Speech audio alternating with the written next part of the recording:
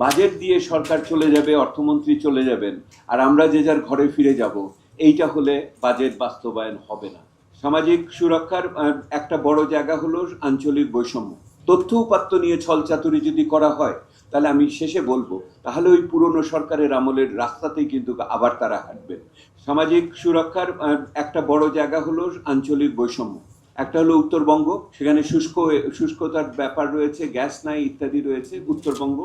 দ্বিতীয় হলো চিরগং, সেখানের উন্নয়নের বিষয় একটা গুরুত্বপূর্ণ। পর্যটন শিল্পের নামে যেন তাদের আবার উৎখাত করে না দেওয়া হয়, সেটাও একটা বিষয় আমাদের কাছে রয়েছে। এবং তৃতীয়ত রয়েছে যে উপকূল অঞ্চল। এই তিনটি বিষয় এলাকাকে গুরুত্ব সহকারে আঞ্চলিক সহযোগিতার ভিতরে আনতে হবে। মানুষগুলোকে বুঝতে হলে তাদের কিন্তু তথ্য লাগবে। বিভাজিত তথ্য যদি না থাকে, তো এই মানুষগুলোর উপকার হয়েছে কি হয় নাই আমরা বুঝি না। আমাদের অন্যতম বড় অনুযোগ হলো বর্তমান সরকারের এবার বাজেটকে নিয়ে, তাদের তথ্য উপাত্ত নিয়ে যে অনেক সময় যে অপটুতা, যে অমনোযোগ এবং অনেক ক্ষেত্রে ছলচাতুরি করেছেন, তাতে আমরা খুবই মর্মাহত আছি। এবং এই তথ্য উপাত্ত নিয়ে ছলচাতুরি যদি করা হয়, তাহলে আমি শেষে বলবো, তাহলে ওই পুরনো সরকারের আমলের রাস্তাতেই কিন্তু আবার তারা হাঁটবেন। তথ্য নিয়ে ছলচাতুরি করেছিল কিন্তু আগের সরকার, কিভাবে তাদের প্রবৃদ্ধিকে বাড়িয়ে বলা, মূল্যস্ফীতিকে কম বলা, বড় বড় প্রকল্প দিয়ে দৃষ্টি সরানো, এবং তারপরে তার পক্ষ থেকে মানুষের উপকার হলো কিনা তার মূল্যায়ন না করা, এই সমস্ত পথে আগের সরকার কিন্তু গেছে।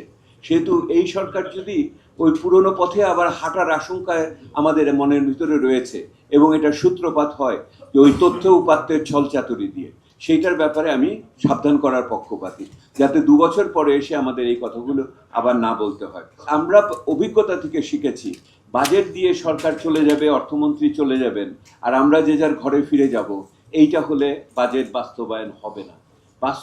বাজেট বাস্তবায়ন করতে হলে একটা চাহিদার দিক সর্বদা আপনার সোচ্চার রাখতে হবে। আমাদের দিক থেকে আমাদের ক্ষুদ্র উদ্যোগে আমরা কি করতে পারি, আমরা যেটা বলছি, এই মুহূর্তে যেই সমস্ত তথ্য উপাত্ত দিয়ে সরকার বাজেট করেছে, তাতে 30শে জুনের হিসাব কিন্তু নাই। সব কিছুই কিন্তু সংশোধিত বাজেট এবং সামষ্টিক মধ্যমেয়াদী যে পরিকল্পনা, সেটাতে গত সেপ্টেম্বর অক্টোবরের তথ্য। ওখানে ফুটনোটে, ওখানে পাদটিকায় বলেছেন যে এটার ভিতরে যুদ্ধের প্রভাব দেখা হয় নাই, আগেরটা নাই। ওনারা তো এটা তো অসত্য ভাষণ করছেন। আমাদের কাছে যদি তথ্য থাকে, ওনাদের কাছে তথ্য ছিল না কেন? এবং সেহেতু খুবই গুরুত্বপূর্ণ হলো 1 মাসের ভিতরে, 30শে জুলাইয়ের ভিতরে, এই যে সমস্ত তথ্য উপাত্তের ভিত্তিতে যে প্রাক্কলনগুলো করা হয়েছে, এগুলোকে হালনাগাদ করতে হবে চলতি তথ্যের ভিত্তিতে।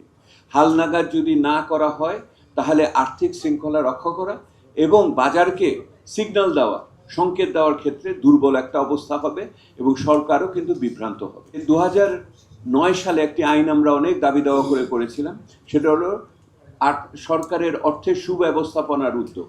সেইটা অনুযায়ী 3 মাস পর পর অর্থমন্ত্রীকে সংসদে বিবৃতি দিতে হবে এই মুহূর্তে অর্থনীতির পরিস্থিতি এবং বাজেট বাস্তবায়নের উপরে। কিছু চ্যাম্পিয়ন আমরা খুঁজে বের করার চেষ্টা করব, যারা এটার পক্ষে কথা বলবে, যে কোনো দল থেকে হোক। এটাও আমরা আগামীতে এগিয়ে নিয়ে যাব সংসদের ভিতরে জবাবদিহিতা স্থাপন করার জন্য। আগে বাজেটের পরে সবাই ঘরে ফিরে যেত, আমরা এবার ঘরে ফিরে যাব না। এবার আমরা সকলে মিলে যেটুকু পাওয়ার সেটুকু আদায় করে নেওয়ার চেষ্টা করব। একটা অভ্যুত্থান উত্তর সমাজের ভিতরে বসবাস করছি, মানুষের প্রত্যাশা এখন অনেক, একই সাথে মানুষের অভিজ্ঞতাও অনেক। সেহেতু আমরা মনে করি অন্য যে কোনো সময়ের চেয়ে এইবারের বাজেটের যেই সম্ভাবনাগুলো আছে সেগুলোকে কাজে লাগাবো, যেই ঘাটতিগুলো আছে সেগুলো পূরণ করার জন্য চেষ্টা করব।